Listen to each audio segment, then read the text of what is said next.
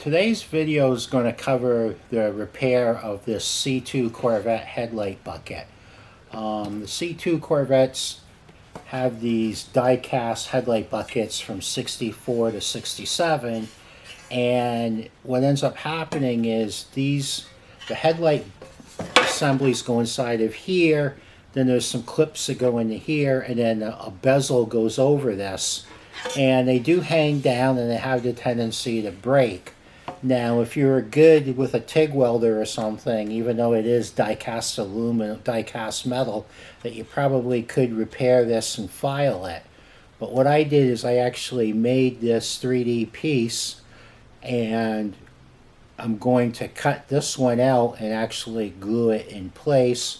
And so ultimately, you know, it'll look something like this. So follow along, and we'll get this repaired. Okay, the first thing we're doing is the piece is actually going to, if you look here, this ridge here is actually going to sit flush to this face.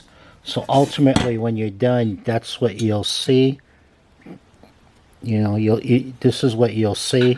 So it'll kind of come in like so. So that's like a good reference point for what we need to do, and you can kind of get an idea of what it's going to actually look like once it's in place.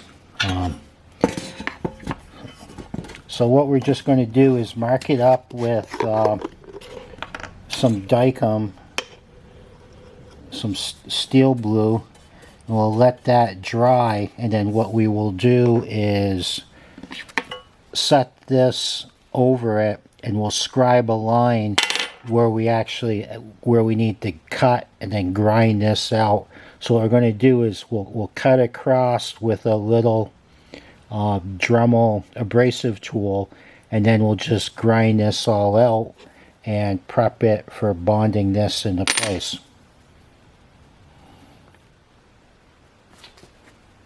Okay, so we've got the scribe mark, so now we're just going to kind of cut down.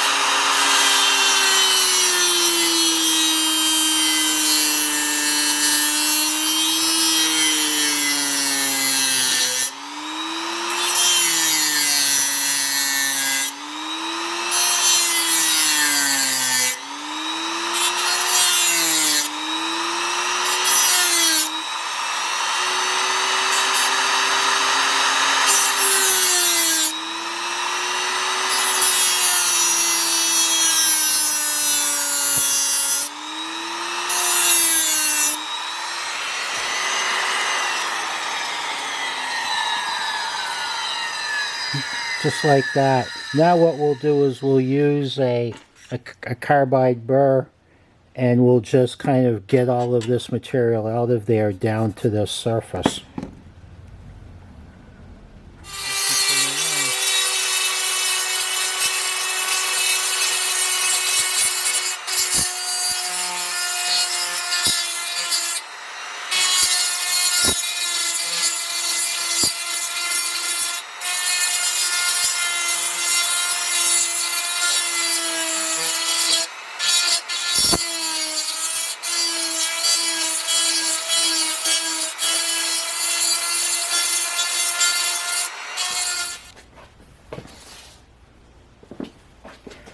Okay, so we ground it all out.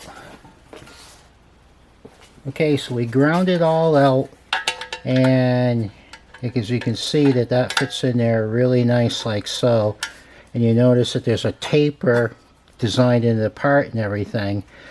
And what there is this is kind of a rough surface, so it's got some good tooth to actually bond it. So now what we're going to do is we're going to clean this all up with some lacquer thinner, and we're going to mix up some 2-part epoxy that's basically aluminum filled.